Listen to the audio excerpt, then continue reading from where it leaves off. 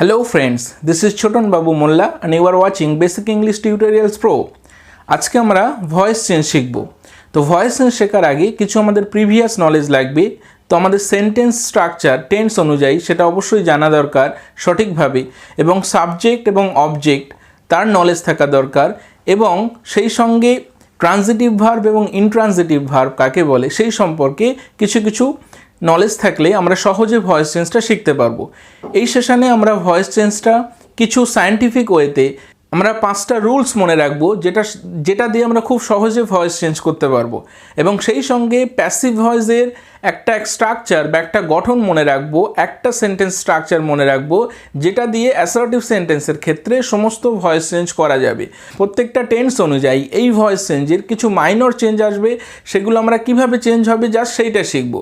তো একটা স্ট্রাকচার মনে রাখবো যেটা দিয়ে আমরা সমস্ত টেন্সের ভয়েস চেঞ্জগুলো করতে পারবো। Then let's start.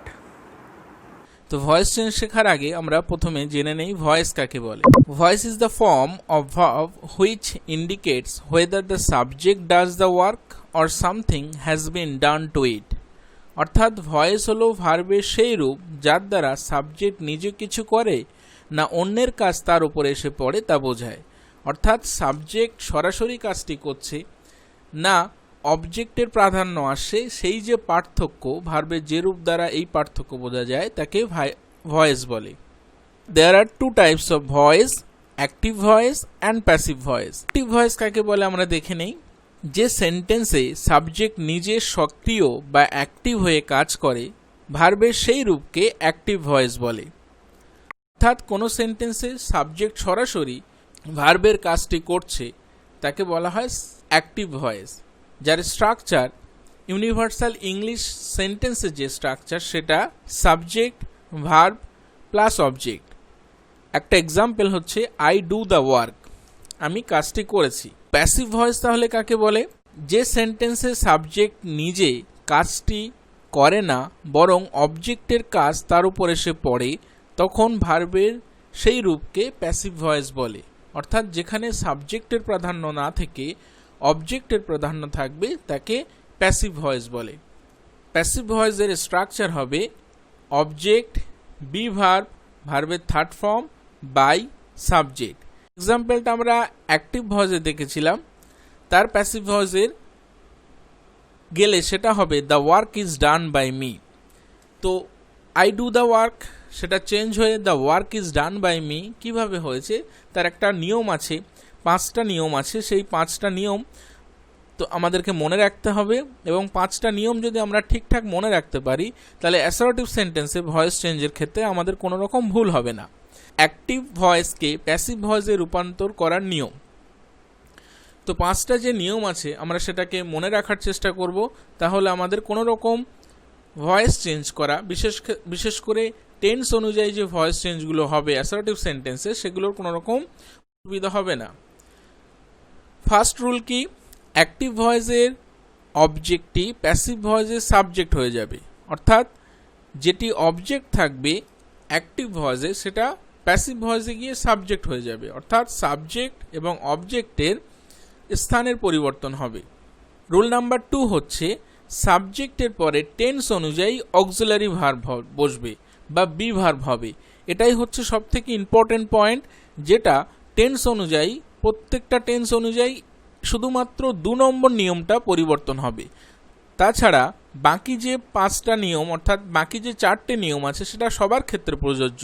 শুধুমাত্র সেকেন্ড নিয়ম অর্থাৎ সাবজেক্টের পরে যে অক্সিলারি ভার্ব আসবে সেটা টেন্স অনুযায়ী ভিন্ন রকম হবে। 3 নম্বর নিয়ম হচ্ছে মূল ভার্বের পাস্ট পার্টিসিপেল ফর্ম, যাকে আমরা V3 ফর্ম বলি, সেটা বসবে।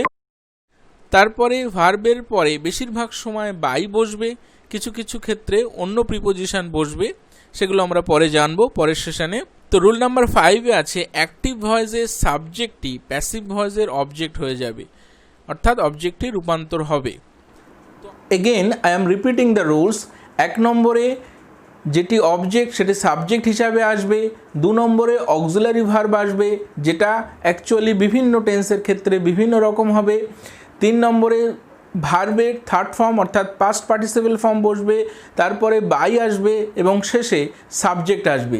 এই 5টা রুল, যেটা চারটে সেম থাকবে, শুধুমাত্র 2 নম্বরের অক্সিলারি ভার্বটা বিভিন্ন জায়গায় বিভিন্ন রকমভাবে আসবে। আমরা এখন এক্সাম্পল দিয়ে দেখব কিভাবে স্ট্রাকচারটা পরিবর্তন হয় এবং কিভাবে সেই স্ট্রাকচার মেনে সেন্টেন্সকে পরিবর্তন করতে হয় active voice to passive. Example দেখি, আমরা যদি সাবজেক্ট ভার্ব অবজেক্ট, যেটা universal structure of English sentence, তো সেটাকে যদি আমরা ভয়েস করি নিয়ম অনুযায়ী প্রথমে কি হবে, অবজেক্টটা আগে চলে আসবে 1 নম্বর রুল অনুযায়ী, যেটা আমরা দেখেছি এক্ষুনি। সেকেন্ডটা হচ্ছে বি ভার্ব, সেটা টেন্স অনুযায়ী বিভিন্ন সময় বিভিন্ন রকম রূপ আসবে। তার পরের নিয়ম যেটা 3 নম্বর নিয়ম ছিল, ভার্বের 3 নম্বর ফর্ম হবে। এখানে 1 নম্বর ফর্ম ছিল, সেখান থেকে 3 নম্বর ফর্মে চলে এসছে, এবং তারপরে বাই থাকবে, এবং শেষে গিয়ে কি হবে, সাবজেক্টটি শেষে গিয়ে বসবে। অর্থাৎ কি হলো, সাবজেক্ট এবং অবজেক্টের স্থান পরিবর্তন হলো, সাবজেক্টের জায়গায় অবজেক্ট এলো এবং অবজেক্টের জায়গায় সাবজেক্ট এলো। দ্বিতীয় নিয়ম যেটা ছিল বি ভার্ব বসবে, এবং শেষের ক্ষেত্রে ভার্বের থার্ড ফর্ম বাই এবং সাবজেক্ট হবে। আমাদের একটা জিনিস মনে রাখতে হবে, শুধুমাত্র পরিবর্তন হবে বি ভার্বটি, এবং বাকি যেগুলো ছিল প্রথমে অবজেক্ট এবং শেষে গিয়ে ভার্বের থার্ড ফর্ম বাই সাবজেক্ট, এগুলো প্রত্যেকটি টেন্সের ক্ষেত্রে অ্যাসার্টিভ সেন্টেন্সে সেম থাকবে। শুধু আমাদের পরিবর্তন করতে হবে বি ভার্বটাকে টেন্স অনুযায়ী। তো সেটা আমরা একটা এক্সাম্পল দিয়ে দেখি। হি মেক্স ডলস, সে পুতুল তৈরি করে। সেটাকে আমরা জানি হি সাবজেক্ট, মেক্স হচ্ছে ভার্ব এবং ডলস হচ্ছে অবজেক্ট। তো এখানে মেক্স হচ্ছে ট্রানজিটিভ ভার্ব। মনে রাখতে হবে শুধু ট্রানজিটিভ ভার্বের ক্ষেত্রে ভয়েস চেঞ্জ হবে, অর্থাৎ যার প্রকৃত অবজেক্ট থাকে সেরকম ভার্বের ক্ষেত্রেই ভয়েস চেঞ্জ হবে। কি বা কাকে দিয়ে প্রশ্ন করলে সঠিক অবজেক্টটা আসে, সে কি তৈরি করে না ডলস তৈরি করে। তো এটাকে আমরা প্রথম নিয়ম অনুযায়ী কি দেখেছি, প্রথমে কি হবে, ডলসটা অর্থাৎ অবজেক্টটা আগে চলে আসবে, ডলস এলো। সেকেন্ড নিয়ম ছিল অক্সিলারি ভার্ব বসবে টেন্স অনুযায়ী।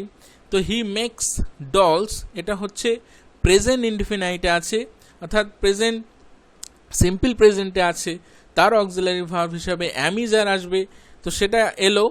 তারপরে ভার্বের থার্ড ফর্ম বসবে, মেক্স ছিল সেটা মেড হবে ভার্বের থার্ড ফর্ম, এবং তারপরে গিয়ে বাই বসবে নিয়ম অনুযায়ী, এবং শেষে হির অবজেক্টিভ ফর্ম হচ্ছে হিম, সেটা আসবে।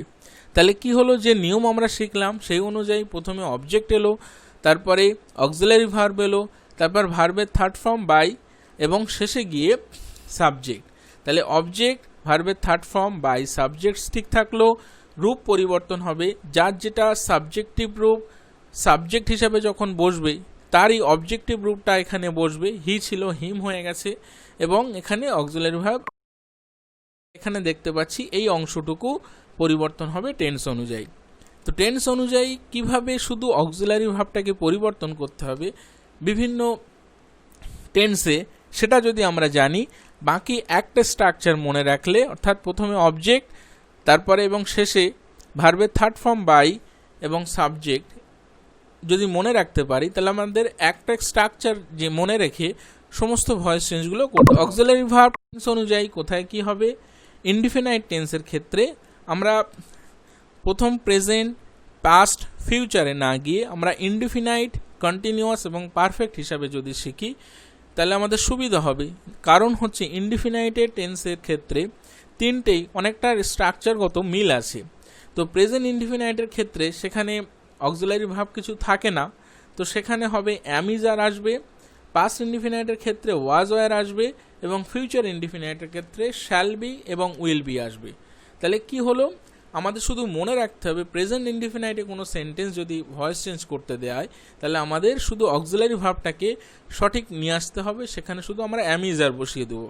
কোনো পাস্ট ইনডিফিনাইটেড টেন্স যদি আমাদেরকে ভয়েস চেঞ্জ করতে দেয়, তো আমরা যেখানে বি ভার্বের সূত্র ছিল নিয়ম অনুযায়ী সেকেন্ড রুল যেটা ছিল, সেখানে আমরা কি করব, ওয়াজ ওয়ার বসিয়ে দেব, এবং ফিউচার ইনডিফিনাইট যদি হয় সেই সেকেন্ড যে নিয়মটা ছিল সেখানে বি ভার্ব হিসাবে শ্যাল উইল বসিয়ে দেবো।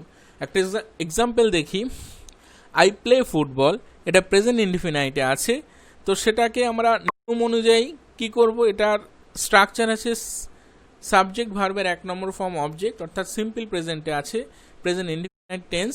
এটা হবে football is played by me, তার স্ট্রাকচার হবে অবজেক্ট অ্যামিজার ভার্বের 3rd ফর্ম বাই সাবজেক্ট। এখানে আমরা দেখি আমরা নিয়ম কি জেনেছিলাম, প্রথমে অবজেক্ট থাকবে প্যাসিভের ক্ষেত্রে সব ক্ষেত্রেই, এবং শেষে ভার্বের 3rd ফর্ম বাই সাবজেক্ট থাকবে। তাহলে শুধু আমরা এখানে কি করলাম, অ্যামিজার নিয়ে আসলাম। আই প্লে ফুটবল, এই যে সেন্টেন্সটি, এর অবজেক্ট হচ্ছে ফুটবল, ফুটবল আগে চলে এসছে। দ্বিতীয় নিয়ম হচ্ছে অক্সিলারি ভার্ব, এখানে আমরা নিয়ম অনুযায়ী দেখেছি প্রেজেন্ট ইনডিফিনাইটে অক্সিলারি ভার্ব হিসাবে অ্যামিজার আসবে, তো অ্যামিজার এলো, এবং তারপরে শেষে গিয়ে ভার্বের 3rd ফর্ম, প্লে ভার্বের 3rd ফর্ম প্লেড, এবং তারপরে বাই, এবং আই এর অবজেক্টিভ ফর্ম হচ্ছে মি, সেটা বসবে। তাহলে আমরা এখন পরের টেন্সে যাই, অর্থাৎ কন্টিনিউয়াস টেন্সে যাই। তো কন্টিনিউয়াস টেন্সের ক্ষেত্রে, প্রেজেন্ট কন্টিনিউয়াসের ক্ষেত্রে অ্যাম বিইং, ইজ বিইং বা আর বিইং হবে। আমরা জানি প্রেজেন্ট কন্টিনিউয়াসে অ্যামিজার থাকে এবং তার সঙ্গে ভার্বের সঙ্গে আইএনজি থাকে। তো যেহেতু আমরা ভার্বের 3rd ফর্ম দেব, সেই আইএনজির রূপটাকে বি ভার্ব এনে তার সঙ্গে আইএনজি যোগ করে দিতে হবে। যেখানে সাবজেক্টের পরে অ্যাম থাকবে সেখানে অ্যাম বিইং, অথবা ইজ থাকলে ইজ বিইং, বা আর থাকলে আর বিইং হবে। পাস্ট কন্টিনিউয়াসের ক্ষেত্রে সেম, ওয়াজ বিইং এবং ওয়ার বিইং হবে, এবং ফিউচার কন্টিনিউয়াসের ক্ষেত্রে শ্যাল বি বিইং বা উইল বি বিইং হবে। এক্সাম্পল দেখে নেই আমরা। আই অ্যাম প্লেয়িং ফুটবল, এটি একটি continuous tense, present continuous tense. I am playing football, present continuous টেন্সের গঠন হচ্ছে সাবজেক্ট অ্যামিজারের মধ্যে একটা ভার্বের 1 নম্বর ফর্ম, তার সঙ্গে আইএনজি যোগ এবং অবজেক্ট। সেটাকে যদি আমরা ভয়েস চেঞ্জ করি তো কি হবে, নিয়ম অনুযায়ী প্রথমে ফুটবল চলে আসবে, অর্থাৎ অবজেক্ট চলে আসবে, তারপরে অ্যামিজার আসবে, যেহেতু ফুটবলের পরে একটা খেলার নাম, তারপরে ইজ আসবে, সেটা এলো, এবারে বিইং শব্দটা এলো। অর্থাৎ কন্টিনিউয়াস টেন্সের ক্ষেত্রে আমাদের মনে রাখতে হবে শুধু বিইং শব্দটাকে আনতে হবে, তা না হলে প্রেজেন্ট ইনডিফিনাইট অর্থাৎ যে কোনো ইনডিফিনাইটের ক্ষেত্রে যে গঠন দেখেছিলাম অবজেক্ট অ্যামিজার এবং ভার্বের 3rd ফর্ম বাই সাবজেক্ট, সেগুলো সমস্ত কিছু থাকবে কন্টিনিউয়াস টেন্স হলে। অর্থাৎ যে টেন্সের ক্ষেত্রে আমরা দেখব যে আইএনজি যোগ আছে সেখানে আমরা একটা বিইং নিয়ে আসব, এবং শেষে গিয়ে ভার্বের 3rd ফর্ম বাই সাবজেক্ট, এটা সবার ক্ষেত্রেই প্রযোজ্য। তাহলে আমরা এক্সট্রা কি আনলাম, অ্যামিজার আনলাম, যেটা আমরা জানি অক্সিলারি ভার্ব আনতে হবে। কন্টিনিউয়াস টেন্সের ক্ষেত্রে শুধু বিইং নিয়ে আসলাম।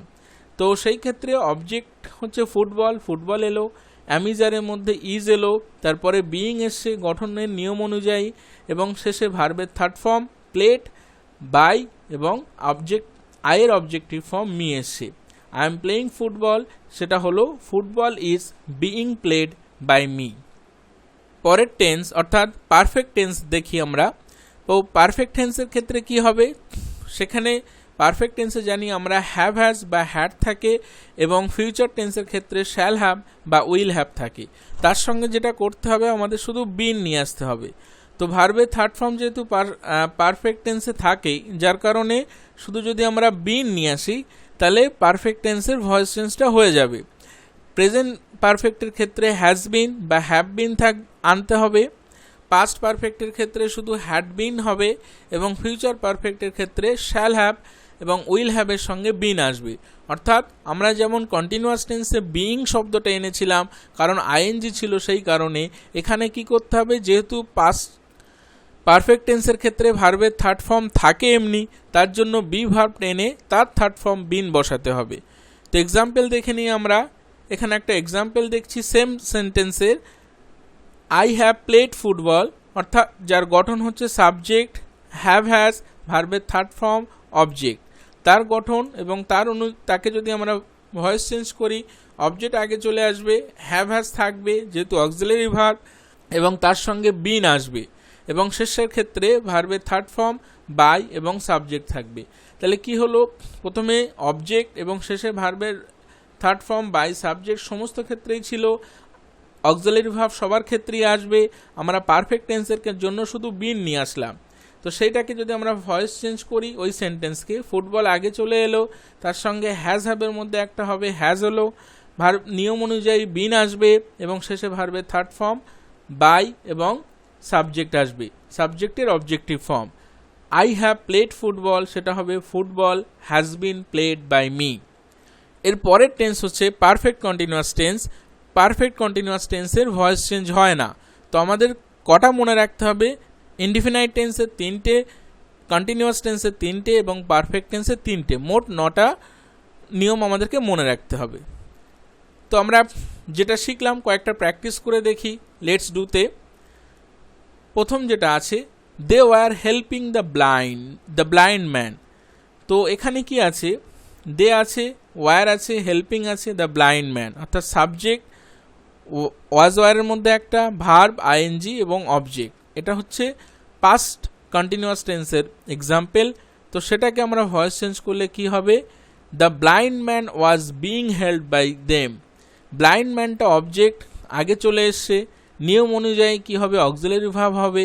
একটা ব্লাইন্ড ম্যান, সেজন্য ওয়াজ হয়েছে, এবং আইএনজি থাকলে আমরা বলেছিলাম বিইং আনতে, তো বিইং এসছে, এবং শেষে যা নিয়ম ভার্বের থার্ড ফর্ম বাই এবং সাবজেক্ট সেটা এলো। পরের এক্সাম্পল হচ্ছে শিহা ব্রোক দ্য ডল। তাহলে এখানে কি হলো? দ্য ডল হচ্ছে অবজেক্ট, সেটা আগে চলে আসবে, এবং যেহেতু ব্রেক আছে, ব্রক হচ্ছে ব্রেকের সেকেন্ড ফর্ম, অর্থাৎ এটা পাস্ট ইনডিফিনাইট টেন্সে আছে। পাস্ট ইনডিফিনাইট টেন্সে আমরা দেখেছিলাম অক্সিলারি ভার্ব হিসাবে ওয়াজ ওয়ার আসবে। তো একটা ডল, যার জন্য ওয়াজ এসেছে, এবং শেষে ভার্বের third form broken, break, broke, broken by Shiha. শিহার দ্বারা পুতুলটা ভাঙা হয়েছে, তো সেটা এলো। আরও একটা এক্সাম্পল দেখি, you will have finish the homework. এখানে হোমওয়ার্ক অবজেক্ট, সেটা আগে চলে আসবে, দ্য হোমওয়ার্ক, এবং কি হবে? উইল হ্যাভ ফিনিশড, অর্থাৎ ফিউচার পারফেক্টে আছে। তো ফিউচার পারফেক্টের আমরা জানি হ্যাভ থাকলে, হ্যাভ হ্যাজ থাকলে একটা বিন আসবে, তো সেই will have been finished, will have been আনতে হলো, এবং শেষে ভার্বের থার্ড ফর্ম ফিনিশড বাই এবং অবজেক্ট এলো। তাহলে আমরা কি দেখলাম? যদি একটা স্ট্রাকচার মনে রাখি, অর্থাৎ প্রথমে অবজেক্ট, তারপরে হচ্ছে অক্সিলারি ভার্ব, এবং তারপরে ভার্বের থার্ড ফর্ম বাই এবং সাবজেক্ট। যে কোনো অ্যাসার্টিভ সেন্টেন্সের ক্ষেত্রে বেশিরভাগই ক্ষেত্রে এই স্ট্রাকচারটা প্রযোজ্য। শুধু আমাদের টেন্স অনুযায়ী যে 9টা আলাদা আলাদা টেন্স আছে, সেখানে আমাদের অক্সিলারি ভার্বের পরিবর্তন করতে হবে। আশা করি আমরা এগুলো বুঝতে পেরেছি। আমরা পরের সেশনে বাকি যে কিছু নিয়ম আছে, অর্থাৎ ইম্পারেটিভ সেন্টেন্স আর ইন্ট্রোগেটিভ সেন্টেন্সে কীভাবে ভয়েস চেঞ্জ করতে হয়, আমরা পরের সেশনে সেগুলো শিখব।